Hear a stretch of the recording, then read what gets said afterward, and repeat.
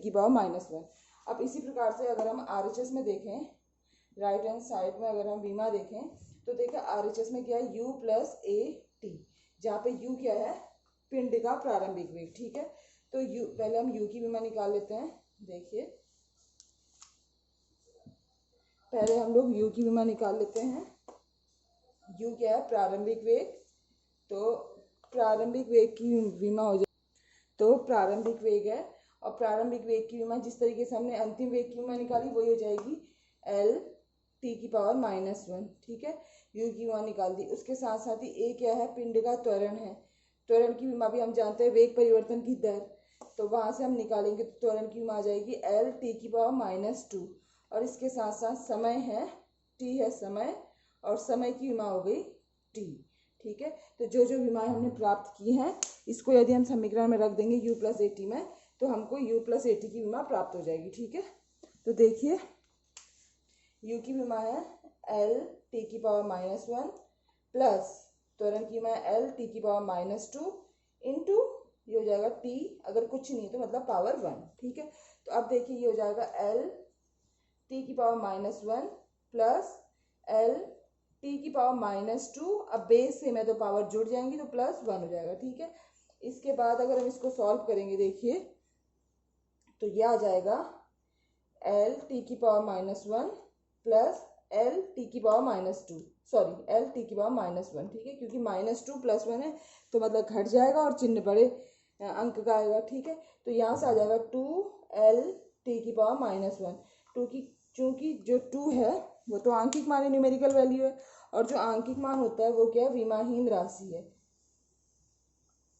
तो 2 होने से कोई दिक्कत नहीं है। ठीक है, तो हम देखिए समीकरण 2 और समीकरण 1 में देख सकते हैं कि जो LHS की विमा है वो RHS की विमा के बराबर है, अर्थात जो फर्स्ट इक्वेशन है V = U + AT, ये विमीय रूप से संतुलित है। ठीक है, अब हम इसके बाद जो नेक्स्ट इक्वेशन है S = UT + ½ AT², इसके विमीय संतुलन का परीक्षण करते हैं। तो इस इक्वेशन में भी मैंने जो s equal to u t plus half a t square है, इसमें भी मैंने पहले संकेतों का मतलब बताया हुआ है। देखिए s क्या है, पिंड द्वारा तय की गई दूरी, u है प्रारंभिक वेग, t है समय, 1+1/2। 1/2 क्या है, न्यूमेरिकल वैल्यू, आंकिक मान जो होता है वो विमाहीन और मात्रकहीन राशि है। उसके साथ साथ ही a त्वरण है और t समय है। ठीक है, तो अब इस इक्वेशन में भी पहले हम LHS की विमा ज्ञात करेंगे। देखिए LHS लेफ्ट हैंड साइड की विमा निकालेंगे तो LHS में क्या हो जाएगा, s की विमा। ठीक है, तो s क्या है, चली गई दूरी।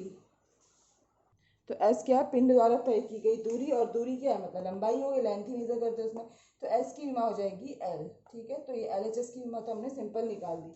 अब हमको RHS की विमा निकालनी है राइट हैंड साइड की। राइट हैंड साइड में you t plus half a t square, तो पहले हम 1 बाय 1 सभी की विमा लिख लेते हैं। तो यू क्या है, प्रारंभिक वेग, और वेग क्या, विस्थापन बट्टा समय। विस्थापन चली गई दूरी होती है, लंबाई होती है, तो इसलिए हो जाएगी एल टी की पावर -1। ये मुझे पता है कि आप लोग अच्छे से निकाल सकते हैं। टी समय की विमा कैपिटल टी हो जाएगी। इसके साथ साथ ही ए त्वरण है, और त्वरण की विमा हम जानते हैं वेग परिवर्तन की दर, मतलब एल टी की पावर -2। ठीक है, और वहाँ पे जो फिर से सेकंड जो टी है उसको वो भी क्या है, समय है। ठीक है, तो देखिए टी की विमा टी हो गई, तो इसका मतलब अगर हमने टी स्क्वायर की विमा निकालनी पड़ेगी तो टी का स्क्वायर कर देंगे। ठीक है, इसको ऐसे लिखें चाहे ऐसे लिखें, कोई फर्क नहीं पड़ता। ठीक है, तो इस तरीके से हमने सारे के सारे जो भी टर्म्स यूज किए हुए हैं RHS में भी, उन सब की विमाएं लिख ली हैं। अब हम इनको इस इक्वेशन में पुट करते हैं। ठीक है, तो देखिए ये हो जाएगा you t plus half a t square की, और 1/2 क्या है, विमाहीन राशि है। मैं आप लोगों को बार बार बता रही हूँ कि जो आंकिक मान होता है, न्यूमेरिकल वैल्यू, उसकी कोई विमा नहीं होती, ये आप लोग ध्यान दीजिएगा। ठीक है, ये देखिए, अब इसके साथ साथ ही यू की विमा है एल टी की पावर -1 इंटू टी। ठीक है, प्लस 1/2 ए की विमा है एल टी की पावर -2 इंटू टी स्क्वायर, हमने लिख भी लिया यहाँ पे, इसकी विमा हो जाएगी टी स्क्वायर। ठीक है ना, तो अब देखिए, अब हम 1 बाय 1 सॉल्व करते हैं। पहले हम इस वाले टर्म को सॉल्व करते हैं। देखिए, तो ये हो जाएगा एल टी की पावर, बेस सेम है तो पावर जुड़ जाएंगी, मतलब -1 +1। ठीक है, यहाँ पे कुछ नहीं है, इसका मतलब इसकी पावर 1 है। ठीक है, इसके बाद प्लस 1/2 की कोई विमा नहीं, तो यहाँ पे देखिए एल टी -1 और एल टी -2 और टी स्क्वायर में देखिए एल टी की पावर बेस सेम है तो पावर जुड़ जाएंगी, -2 +2। ठीक है, ये वाला टर्म इस टर्म की विमा हो गई। ठीक है, तो अब इसको हम सॉल्व करेंगे। देखिए -1 से +1 कैंसिल, -2 से +2 कैंसिल, तो यहाँ पे से आ जाएगा एल टी की पावर 0 प्लस एल टी की पावर 0। और हम जानते हैं कि किसी भी राशि की अगर पावर 0 होगी तो उसका मान 1 होगा। ठीक है, तो यहाँ से आ जाएगा L plus L, this implies that, ये हो जाएगा 2l। ठीक है, ये हो गई समीकरण 2। तो देखिए समीकरण 1 में s की विमा थी, LHS की विमा l, और समीकरण 2 में जो RHS की विमा आ रही है वो है 2l, और 2 आंकिक मान है, न्यूमेरिकल वैल्यू, उससे कोई इफेक्ट नहीं पड़ता है। तो हम समीकरण 1 और समीकरण 2 से देख सकते हैं कि जो LHS की विमा है, जगह कम होने के कारण मैं यहाँ पे लिख ले रही हूँ, लेकिन आप लोग समझ जाइएगा, जो LHS की विमा है वो लेफ्ट हैंड साइड की जो विमा है वो राइट हैंड साइड की विमा के बराबर है। इसका मतलब ये जो सेकेंड इक्वेशन की हम बात कर रहे हैं, s equal to u t plus half a t square, ये भी विमीय रूप से संतुलित है। ठीक है, मतलब ये इक्वेशन भी सही है। अब इसके बाद में लास्ट जो इक्वेशन है वो भी मैं आपको बता देती हूँ, ताकि आप लोगों को फिर इस टाइप की कोई भी क्वेश्चन आ जाए तो कोई दिक्कत ना हो। ठीक है, तो देखिए अब जो लास्ट इक्वेशन है, गति की लास्ट समीकरण है, v square equal to u square plus 2as।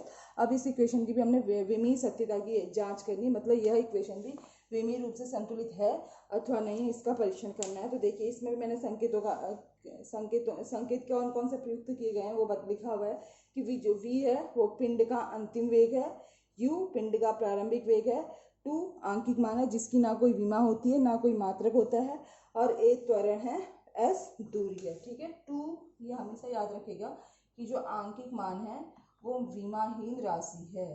ठीक है, इसके होने या ना होने से अभी इस सत्यता जांच करने में कोई फर्क नहीं पड़ता है। देखिए, तो अब हम पहले LHS की विमा चेक करते हैं। ठीक है, तो देखिए LHS में क्या है, वी स्क्वायर मतलब क्या है, v क्या है, अंतिम वेग। तो वेग की विमा क्या होती है, l टी की पावर -1, ठीक है, विस्थापन बटा समय। तो हमको वी स्क्वायर की विमा निकालनी है, तो ये क्या हो जाएगा, वी की विमा का स्क्वायर हो जाएगा, मतलब एल टी की पावर -1 का स्क्वायर हो जाएगा। या फिर इसको हम इस तरीके से भी लिख सकते हैं, एल स्क्वायर टी की पावर -2 भी लिख सकते हैं, ठीक है, किसी भी तरीके से लिख सकते हैं, कोई दिक्कत नहीं है, ठीक है। अब हम राइट हैंड साइड की विमा चेक करते हैं। RHS में देखिए, RHS में यू स्क्वायर प्लस 2AS, ठीक है। तो देखिए इसमें जो u है ये क्या है, पिंड का अंतिम वेग है, तो इसकी विमा हो जाएगी एल टी की पावर -1, और हमको चाहिए यू स्क्वायर की विमा, तो वो हो जाएगा u की विमा का देखिए u की विमा का स्क्वायर हो जाएगा, मतलब एल टी की पावर -1 का स्क्वायर हो जाएगा। इसको हम सॉल्व करेंगे तो एल स्क्वायर टी की पावर -2 हो जाएगा, ठीक है। जैसे हमने वी स्क्वायर की निकाल दी उसी तरीके से हमने यू स्क्वायर की भी निकाल दी। इसके साथ साथ ही ए क्या है, त्वरण है, ए पिंड का त्वरण है, और त्वरण की विमा क्या, वेग परिवर्तन की दर से हम निकालेंगे एल टी की पावर -2। आप लोग खुद से निकाल के भी देखिएगा, जितना प्रैक्टिस करेंगे उतना चीज़ें आपको ध्यान रहेंगी, ठीक है। और उसके साथ साथ ही एस जो है वो दूरी है, और दूरी की विमा एल हो जाएगी। तो अब यहाँ पर से हम ए इंटू एस की विमा भी निकाल देते हैं। ए इंटू एस की विमा यदि हम निकालेंगे इस वाले टर्म की, तो हो जाएगी एल टी की पावर -2 इंटू एल। तो देखिए एल में कुछ पावर नहीं, इसका मतलब 1 1, तो बेस सेम है, आधार सेम है, तो पावर जुड़ जाएंगी, तो 1 + 1 इंटू टी की पावर -2, तो यहाँ से आ जाएगा एल स्क्वायर टी की पावर -2, ठीक है। तो यहाँ पे हमने सब की विमा निकाल ली, यू स्क्वायर की भी, 2as की भी। अब हम इन विमाओं को समीकरण 2 में इस इक्वेशन में रख लेते हैं।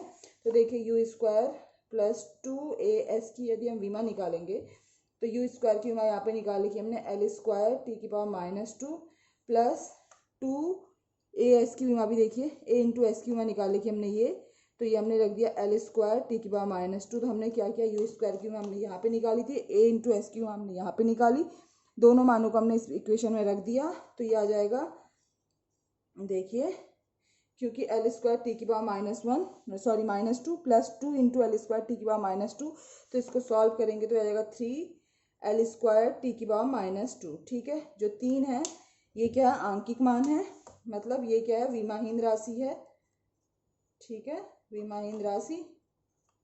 तो हम समीकरण 1 जो हमने वी स्क्वायर की विमा निकाली थी, और समीकरण जो हमने यू स्क्वायर प्लस 2as की विमा निकाली, ठीक है। तो समीकरण 1 और समीकरण 2 से हम देख रहे हैं कि जो LHS की विमा है, देखिए जो लेफ्ट हैंड साइड की विमा है वो राइट हैंड साइड की विमा के बराबर है।